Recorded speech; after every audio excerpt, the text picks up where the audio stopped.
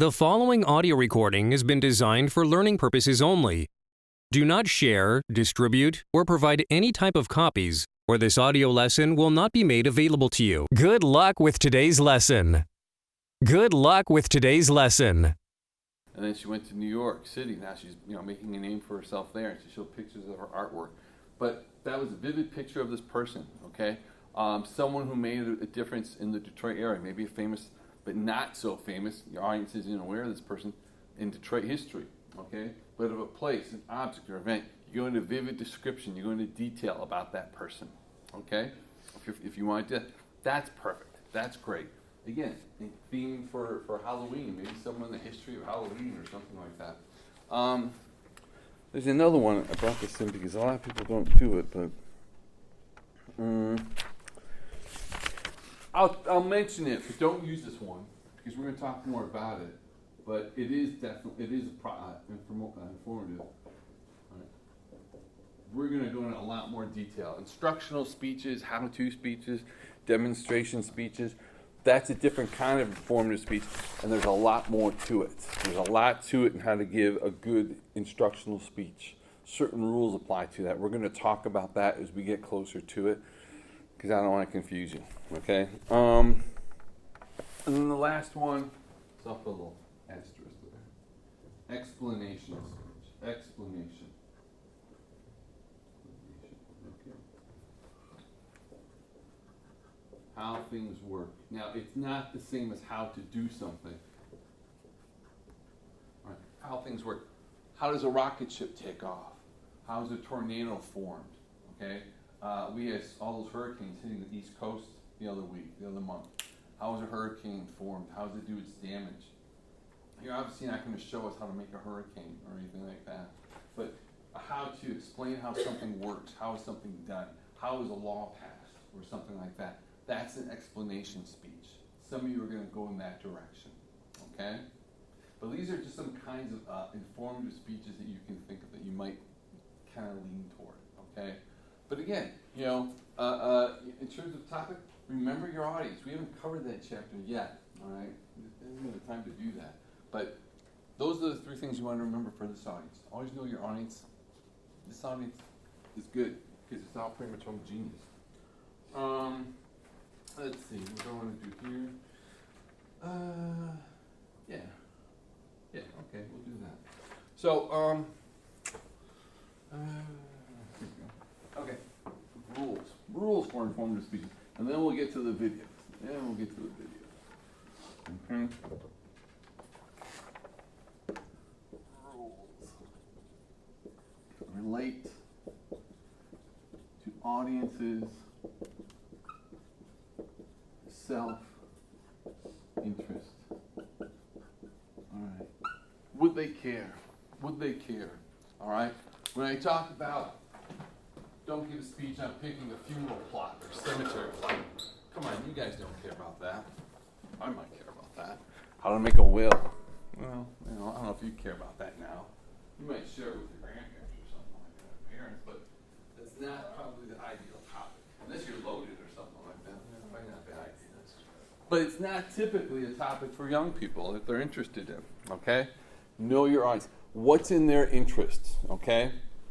And like we said, for an informative speech, what are you trying to do? Persuasive speech, you're trying to convince people of something, trying to change their mind or change their behavior.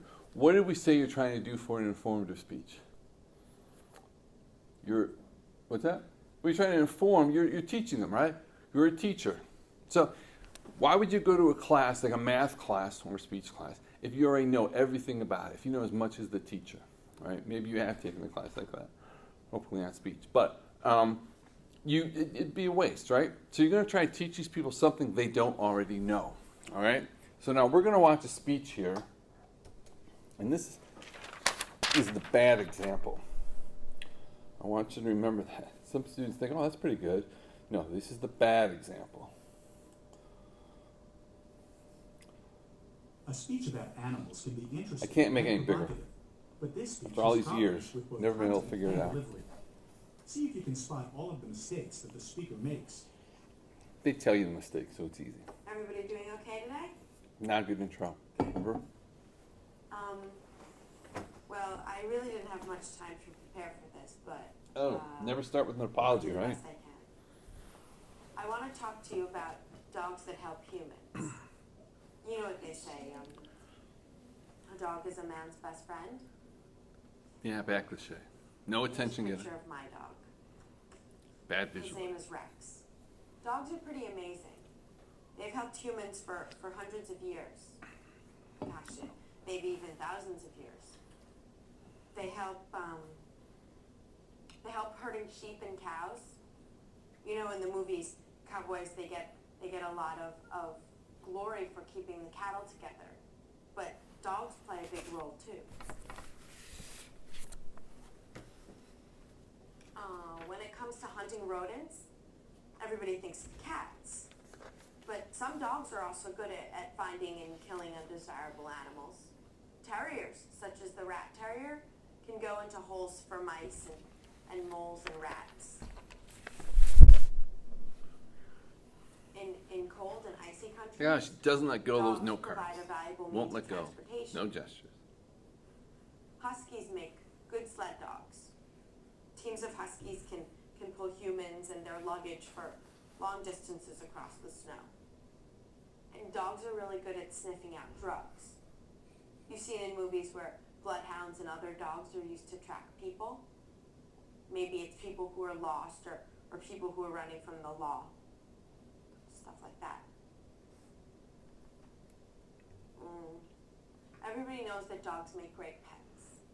And they use them nowadays at old people, at nursing homes, so that old people have some companionship. These dogs brighten up the lives of a lot of old people.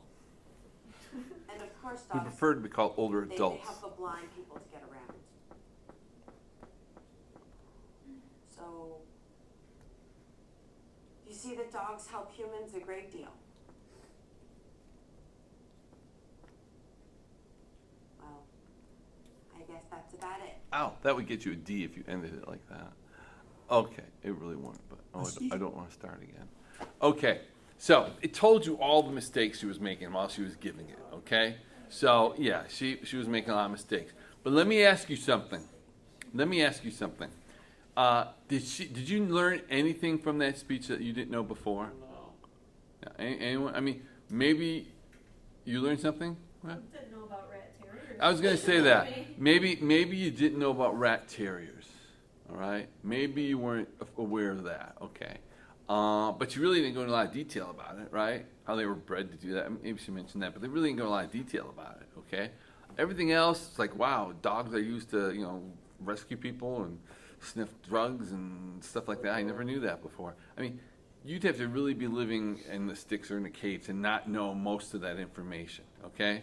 So what I'm saying about the audience self-interest, you've got to do some homework, all right? This is where it comes down. You can't just skim the surface. When you try to cover too much, okay? And, I mentioned give a speech on the World Series or something. Don't explain what it is. Most people will know. Not everyone, all right? What you're sharing might be something new, totally new for some person, one or two people, but that's it. You've got to go below the surface. You got to give us a little more information, okay? You got to do a little homework sometimes, okay? So now, that's the bad one. That is the bad one. So now let us, here we go. This is the improved one. Now this is 6 minutes, 21 seconds. A little bit longer than yours, but not too much longer, okay? Let's see. I know she's all dressed up for this one.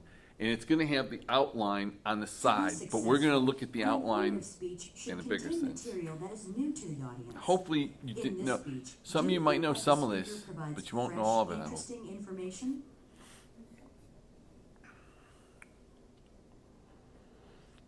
Please take a look at this photo, which is provided by the Sandia National Laboratories in New Mexico.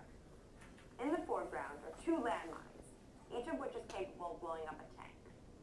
The honeybees that are being displayed by the beekeeper are capable of detecting the explosives in the landmines, even if the landmines are buried in the earth. What you're seeing is the Pentagon's newest tool in the fight against terrorism. According to the New York Times, tests have demonstrated that bees have a stronger sniffing ability than dogs. The Pentagon is training bees to detect not only landmines, but also truck bombs and other hidden explosives. the amazing animals I would like Here's to tell you her about preview, today. her orientation material. Animals that safeguard Overview. humans by performing tasks that are difficult or impossible for human technology to do. Although I just said that bees can outsniff dogs, our canine friends still have special powers. Transition. Some dogs can be trained to ward off the onset of an epileptic seizure. For instance, consider the story of Kathy Benton, a 20-year-old college student in Fort Worth, Texas, who suffers from epilepsy. She takes medication, but the medication can't prevent her from having seizures. And these seizures usually cause her to collapse. The scary thing is that a seizure can occur unexpectedly at any moment. For many people with Kathy's problem, driving a car is impossible. After all, a sudden seizure would cause them to lose control of the car and have an accident. Kathy, however, is lucky. She's able to drive herself to school without any worry, thanks to her golden retriever, who's named Max. Max is a seizure alert dog, a specially trained dog that senses when a seizure is coming on, and then warns the human of impending danger. In Kathy's case, Max starts barking about 15 minutes before a seizure occurs, giving Kathy time to get to safety. According to the University of Florida's Epilepsy Clinic, scientists have not figured out how seizure alert dogs are able to perform this incredible accomplishment. Perhaps the dogs detect a subtle shift in a human's body language, or perhaps they sense a slight change in body odor.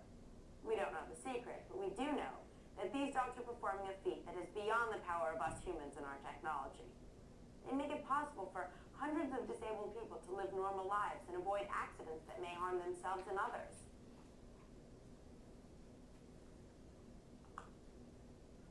Now let's turn from the world of canines to the world of birds. At airports throughout the world, falcons are being used to prevent airplane accidents. Let me give you some background information. Throughout the history of aviation, birds have caused airplane crashes, especially during takeoff. In 1995, an Air Force reconnaissance plane crashed at Elmendorf Air Force Base in Alaska because several Canada geese were sucked into the engine shortly after takeoff. All 24 crew members were killed. Until recent years, managers tried to keep birds away from airports by using two methods: shooting them or poisoning them. These methods had limited success. Today, airport managers have found their greatest success in using falcons. Falcons can fly faster than 200 miles per hour, faster than any other living creature. They scare away ducks, gulls, geese, and other birds. Biologist Richard Dolby of the U.S. government's Wildlife Research Center in Ohio says that all kinds of birds have an inborn fear of the ferocious falcon. You may wonder, do falcons pose their own threat to aircraft? No. Dr. Dolby says that the falcons are highly trained. They're controlled by human handlers who send them out on their missions and then feed them when they return. The handlers are careful to keep the falcons out of the way of planes. Falcons are being used not only by Air Force bases, but also at big commercial airports such as JFK International Airport in New York City. They're doing a valuable job, and they're doing it better than any human can. Our next animal is less glamorous than the falcon, but it also does a valuable job. The lowly goat helps reduce the possibility of brush fires, which can be devastating. Many parts of the country have to worry about wildland fires during dry spells. For example, last year in California, one fire alone consumed 273,000 acres and destroyed 300 homes. One of the best ways to prevent fires is to clear out thickets of combustible vegetation, and this is where the goat comes in. Goats love to devour weeds and underbrush, and they can graze in places where it's hard for humans and their equipment to navigate. For example, steep hillsides, steep ravines, and rocky terrain. This picture shows a mountainous area with lots of underbrush at the bottom of the trees. During a fire, this underbrush would quickly ignite, but it's hard for humans to reach an area like this to clear it out. Goats can do the job very easily. In areas where wildfires are common, you can hire a goat herding company to bring in a herd to a specific location to clear out the weeds and the brush. Let's sum up what we've covered. We've looked at some of the animals that help to keep us safe and alive. These that sniff out explosives, Here's your review. Dogs that warn of impending seizures, falcons that scare off birds at airports, and goats that reduce the risk of dangerous fires.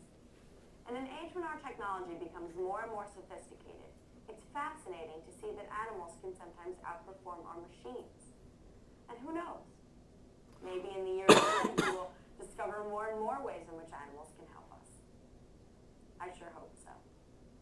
Okay, so do I. To be successful. No. Okay, so hopefully there was stuff in there that you learned.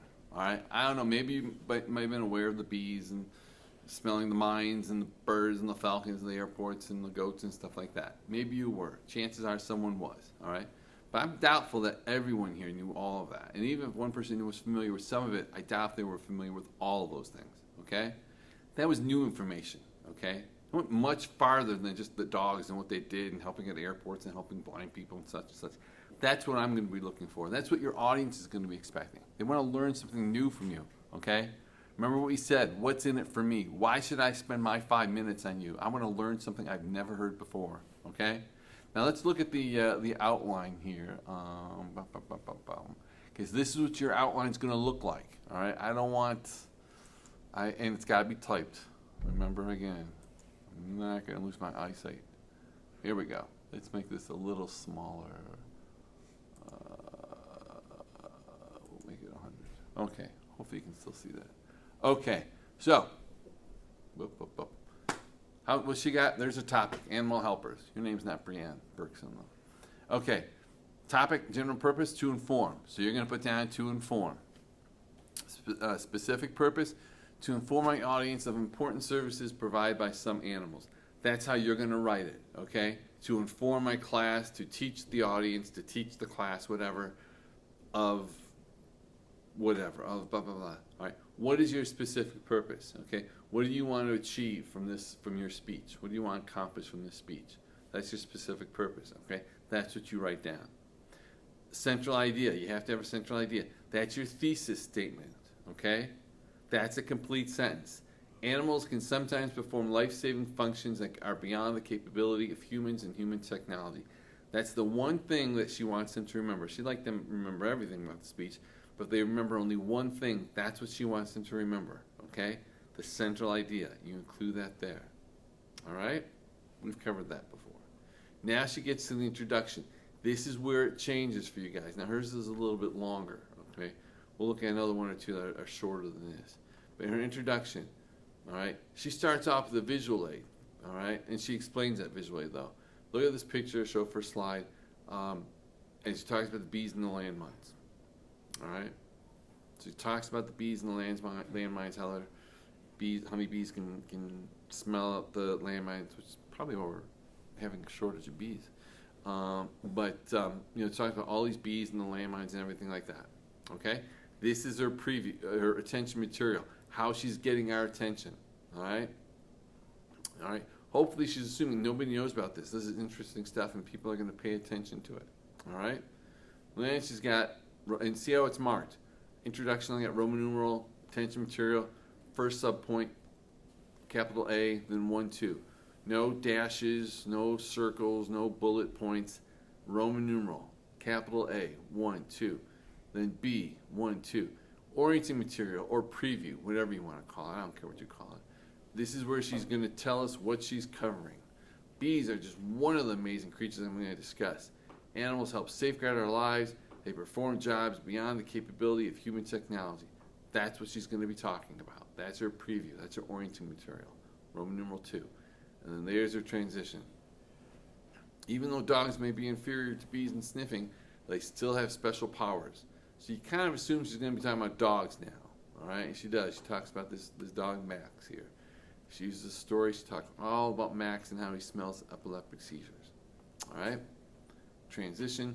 Let's turn from dogs to birds. That's pretty plain and simple. You know, she's done with this Max. She's moving on to something else. She talks all about falcons, And you see how it is. Roman numeral 2, A, 1, 2, 3. If you have a 1, you got to have a 2. Okay, she talks about that. Next transition. The next animal is not as glamorous as the falcon, but performs an important task for humans. Talks all about the goats in California and how they're eating underbrush. I guess there are fires there now. Transition. Now let's summarize.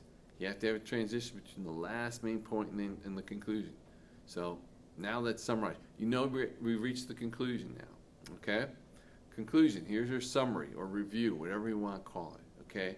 She talked about several types of animals can keep humans safe and alive.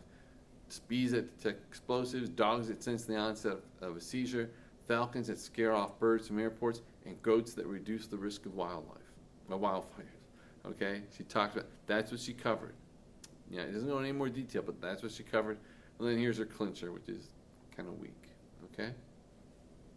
Any questions on this? Please remember it. Please remember it. Yeah, Bella. Is the copy that you gave us, like I think it was last week, what you... The copy I gave you for the city one is similar, but the big difference, the two differences are, one, all these subpoints now are complete sentences. Got it. The one I gave you was just topic, just a word or two. So if we like kind of copied that outline that you gave us, but used whole sentences? Yeah, that's one. That's one difference. Yeah, now they got to be complete sentences. And the other difference now is in the introduction and the conclusion. All right. Now the introduction's got to be longer. It's got to be broken down to two parts. The first part is, what are you going to do? You know, write down what you're going to say to get our attention. The quotation, you know, what we had there on Tuesday, the quotation, the story, whatever, the question you're asking. You know, what are you going to say to get our attention? You have to include that. That's part A, and then or Roman numeral 1. Roman numeral 2 is the preview. What are you going to tell us when you're telling us what you're covering in your speech? Okay? So those are the two differences. Every point now has to be a complete sentence, and your introduction and your conclusion have got to be broken down into two different parts. Okay? Transitions are still there, and everything else is still there. Okay? Okay. You won't. Oh, God, I didn't want this. Okay, we're on the right track. Okay, cool. All right, let's talk a little bit more about the rules for informative speeches. There's more. There's more. I just thought that was a good one to talk about that. Okay. If you can, assess listeners' knowledge. You know, you can't really in this class, but you can make an assumption, all right? That's why knowing that your audience is college educated, that gives you more leeway, okay? You can use bigger words. You can go into more detail. If you were giving a speech to a group of kindergartners or a group of even high school kids, all right, you'd have to tone it down. But you're college students. You're educated. You can give a speech that's a little more intricate, a little more detailed, okay, than you could for younger people, all right, who aren't educated. Let's see. Here's a key thing. Limit info amount. You know, you might think, well, that's not going to be a problem, all right? Just don't give too much information. Sometimes you can go into information overload, all right? Sometimes you can give us too much information. You might think, well, that's not going to happen. I'm just going to do as much little research as I possibly can, and that's it. Sometimes you might go into too much detail. One guy gave a speech on the history of the U.S. Marine Corps Band. I didn't know there was so much information behind the U.S. Marine Corps Band. He was up there, and I was waving to him to come down. His time was up, and he went on for like 12 minutes talking about the U.S. Marine Corps Band. Man, that's got a history to it. So you can go into information overload. Watch that. You don't want to do that. Here's the key thing, and I might mention, use the familiar to teach the unfamiliar. I think I used the example, if you're giving a speech like on Chicago and no one in your audience, or you kind of figure a lot of the people in your audience haven't been to Chicago, but they've all been to Detroit, you might say similar to Detroit, Chicago is like this, okay? So if there's a good chance people in your audience aren't familiar with the concept you're talking about, or aren't familiar with whatever the topic you're talking about at all, compare it to something that you think they are familiar with, okay? It's easier for them to make that connection then. So whenever possible, use the familiar to teach the unfamiliar. It's easier for them, all right? If you're going to teach, you're going to hear this a lot. it's easier. It's like a bridge. It's going to be easier for them to understand that concept. Okay, it's something to start from. So use the familiar to teach the unfamiliar. This repetition. Repetition. If I can spell it right. Repetition is key. Remember what I said? Tell them what you're going to say it, and tell them what you said. I told you that on Tuesday.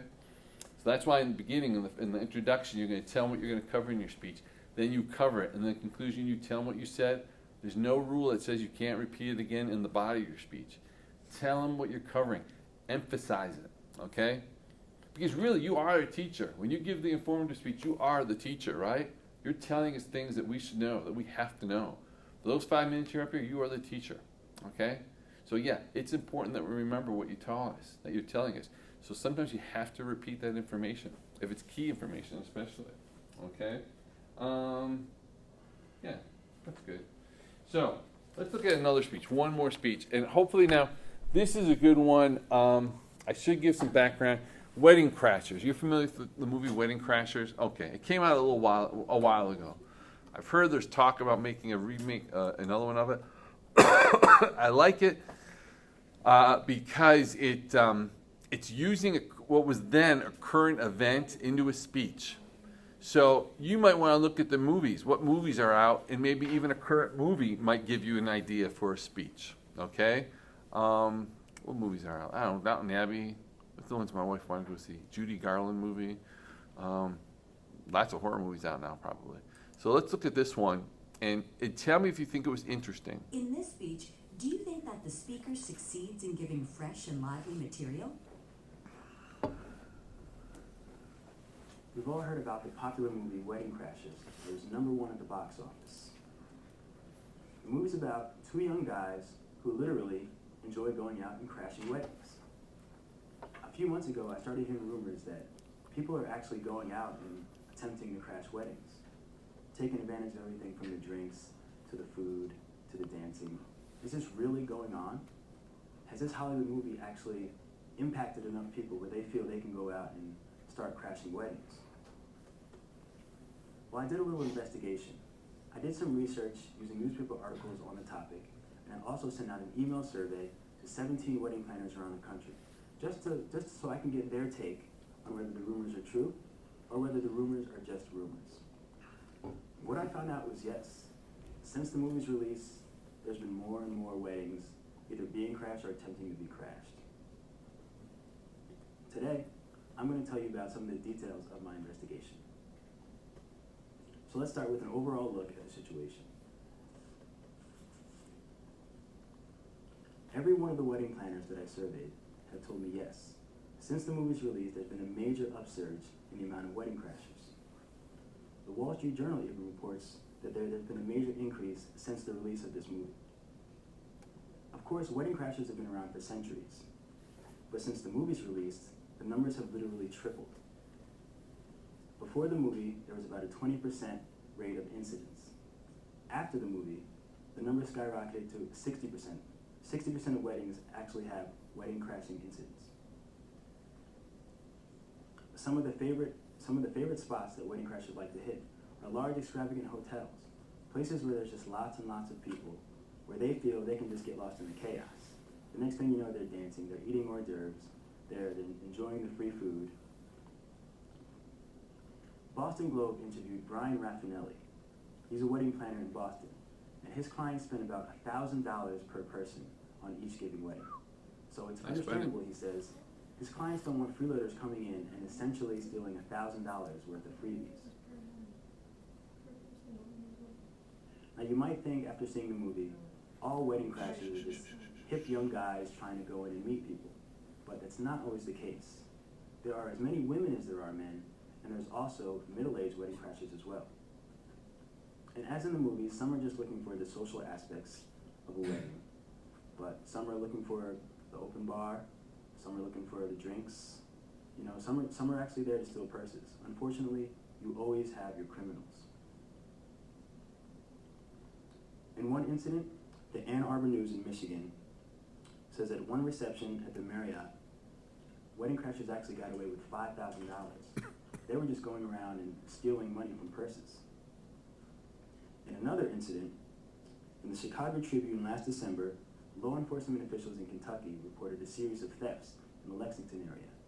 In this case, wedding crashers were just going around and stealing purses that were left in dressing rooms, fitting rooms, anything left unattended.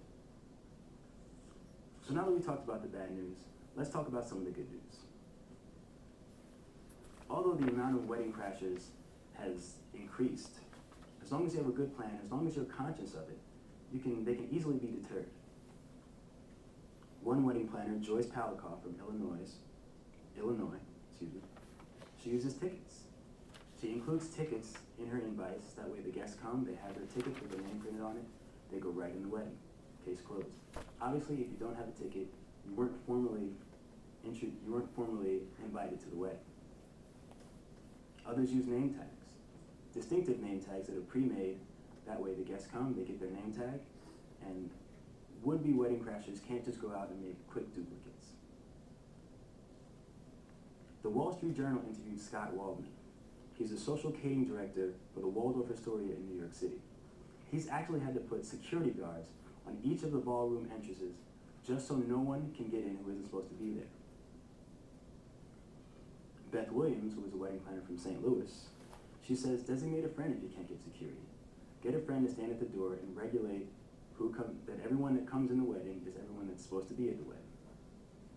She emphasizes friend because honestly, it's a wedding. The family members should be inside, enjoying the wedding, not worrying about intruders trying to get in. So let's review what we've covered. Unfortunately, the rumors are true. People are out there and they're trying to crash weddings more and more. The good thing about it is they can be deterred as long as you're conscious of it, as long as you have a good plan in place. Use tickets, use name tags, get security, get a friend to just stand at the door and make sure that everyone that comes in are the people that are supposed to be there. Should couples actually have to worry about wedding crashes on their special day? Of course not. As long as you have a good plan in place, everyone can relax, everyone can enjoy themselves, everyone can enjoy the wedding without the crashes. Okay. If anyone has any questions, I'd be...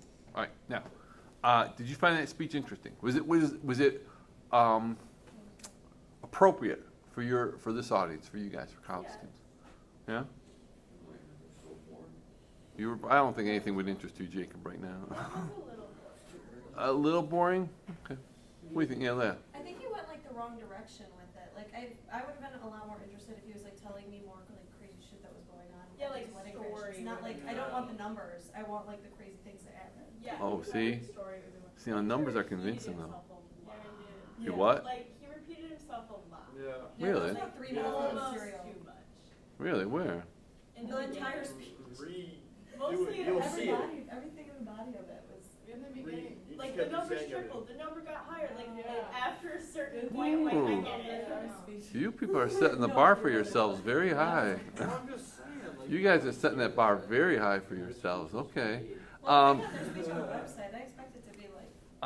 Well, these are real students. I mean, but see, now, I thought, wow, Jacob, yours is going to be really good. I'm looking forward to yours. Anyway, yeah. I think it's good only because knowing the audience of its college students, there's likelihood that some of you will probably, if you're not married now, are going to be getting married 5-10 years from now or sooner.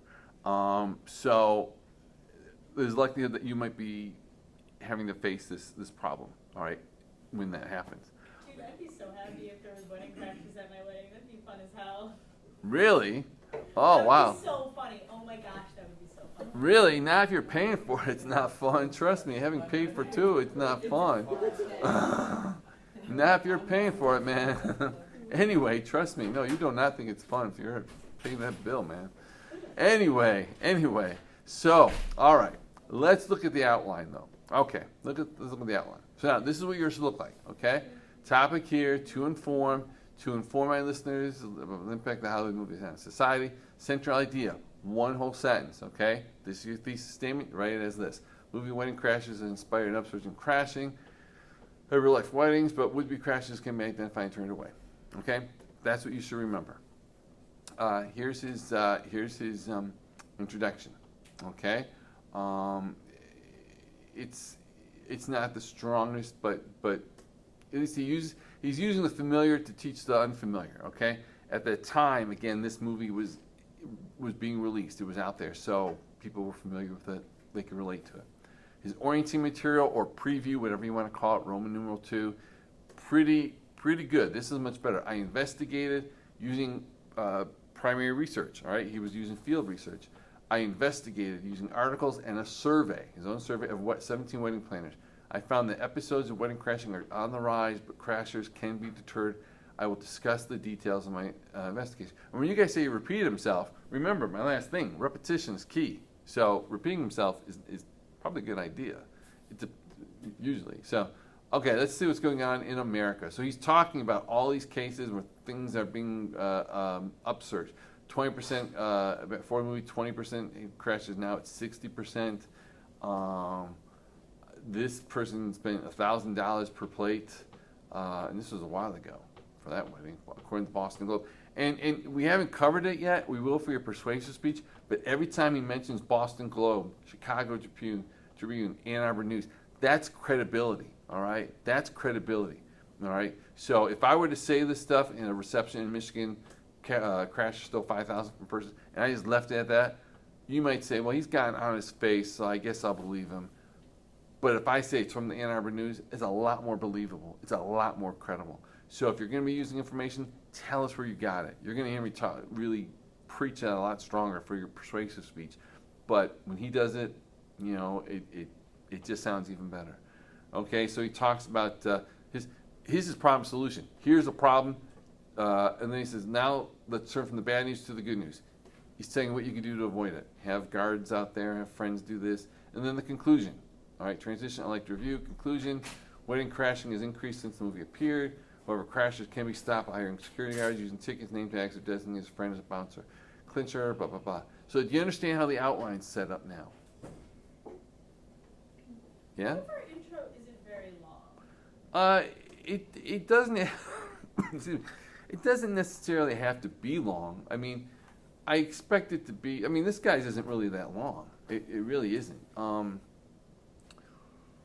There's another one maybe we'll play, but I want you guys to. I want to talk about something else, but it might not be that long. I mean, I expect you to say a line or two for your introduction. You know, maybe not as long as his is only. Yeah, his is pretty short. For my speech, what I'm thinking, like my body's gonna be pretty long. Yeah. Something I want to go through. So like I want to make my introduction kind of shorter.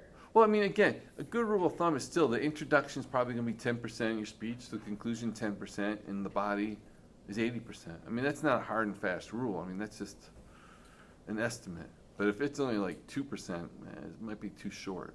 Okay? Because again, what are you going to say to get our attention? You can't just go up here and say a couple words. All right? I mean, for God's sake, don't just come up here and say, my speech is about this. That's the worst introduction. Oh, short of, you know, my speech probably isn't that good. Something like that. So, yeah, Leah. How, I guess the only way I know how to ask you is like, how creative does the transition from our body paragraphs to our conclusion have to be? Because I feel like what we've heard is like the only possible ways to transition. I mean, it could be, it doesn't have to be that creative, but I mean, I expect more than just, okay, let's do the next, let's move on. Or, you know, to summarize, what was that kind of trite and cliche? I mean, I do expect a little, like, the first speech, let's move from, you know, from dogs to birds. That's good, all right? So simply, you know, whatever your speech is about, you might interject birds with whatever you're talking about instead of dogs to something else.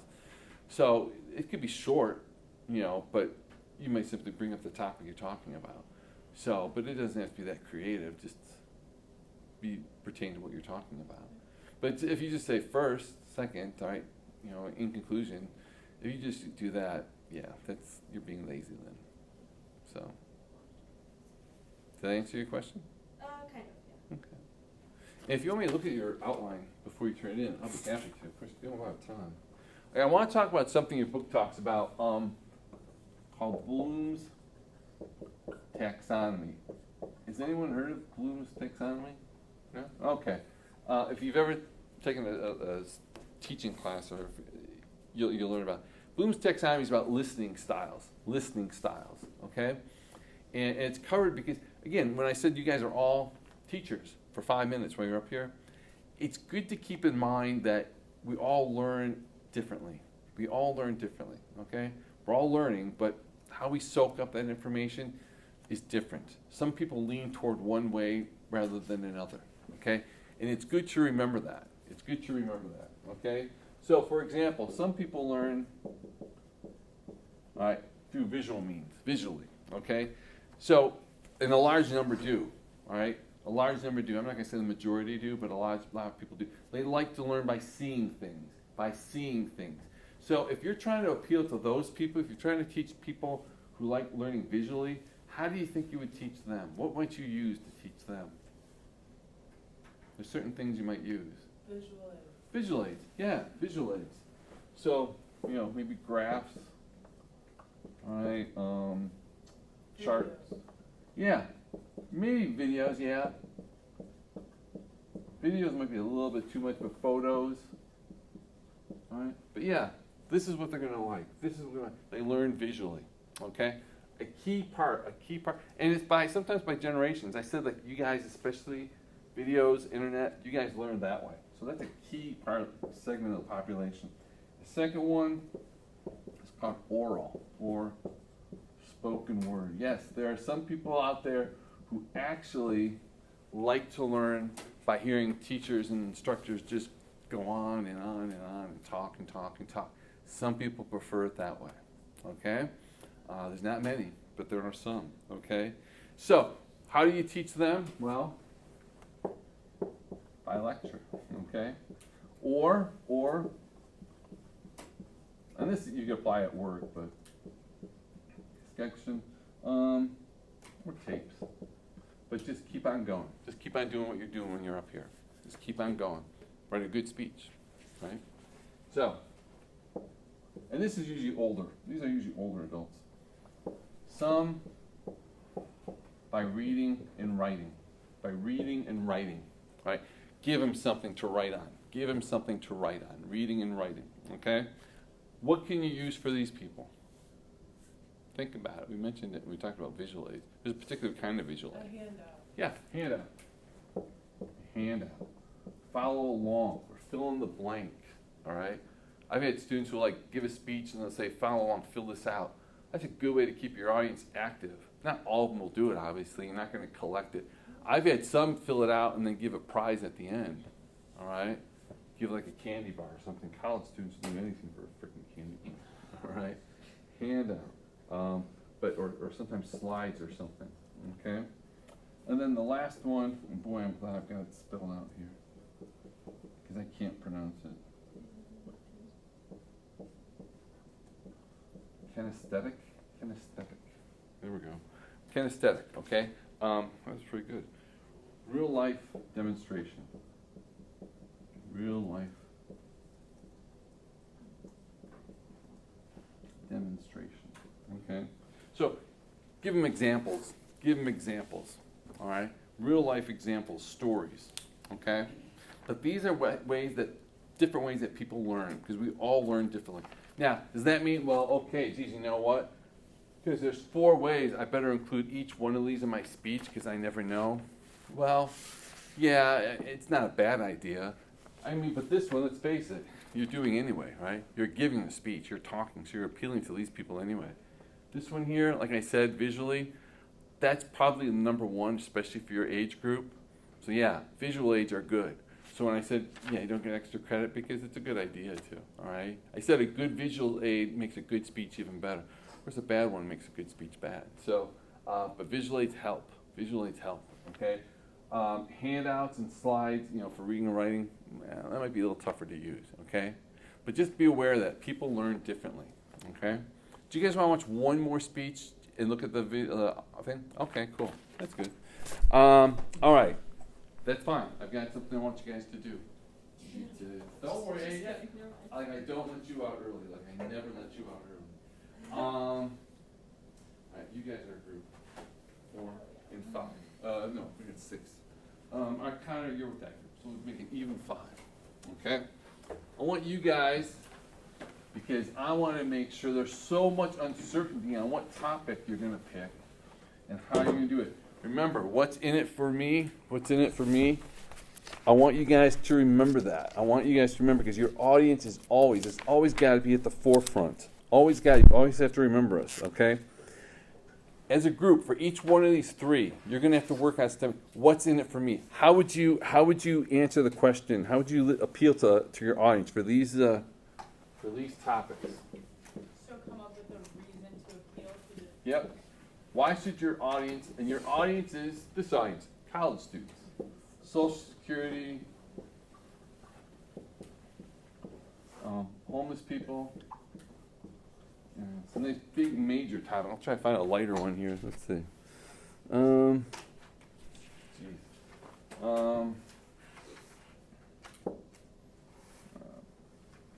Eating out. 'Cause I'm hungry. Okay. So, there we go. So how would you make that of interest? You guys aren't even going to get together or anything like that? I mean, it always works out better if you can talk to your group members.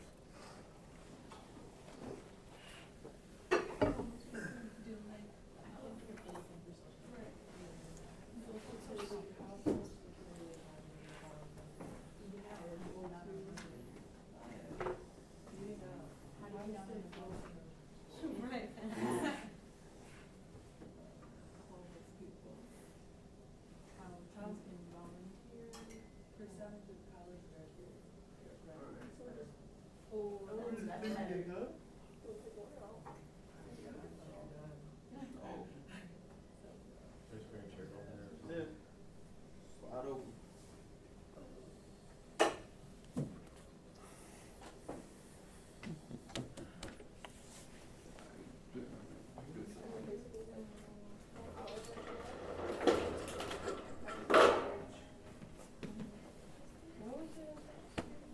Can you?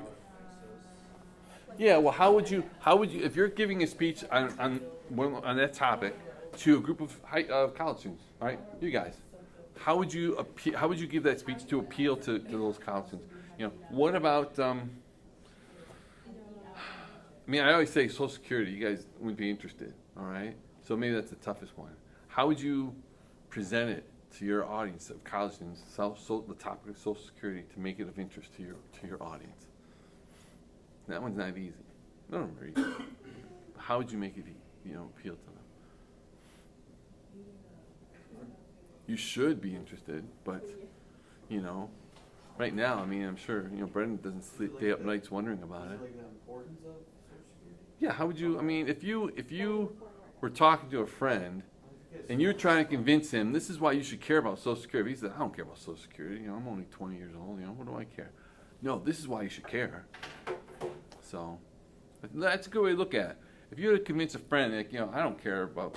I hate to think you have a friend who says, I don't care about homeless people. But like you got low standards for friends. But if someone says that, well, this is why you should care.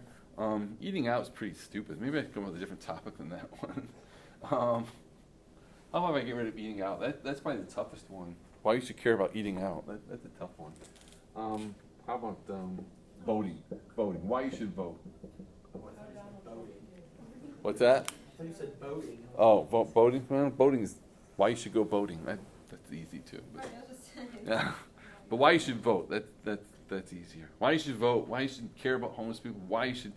Why you should? That's Ki- not the question. Well, yeah. If you had that friend who said, I don't vote. I never vote. Your speech is on voting. Why you should vote? Why should you? Again, you're trying to convince your audience why they should care. What's in it for them? What's in it for them? Why should they listen to your speech? Why should they listen to your speech about homeless people? Why you should care about homeless people? Why should they listen to your speech about about Social Security? Why should they care? Remember, your speech is always, what's in it for me? Your audience is always asking, what's in it for me? Okay? I'm starting to get nervous now.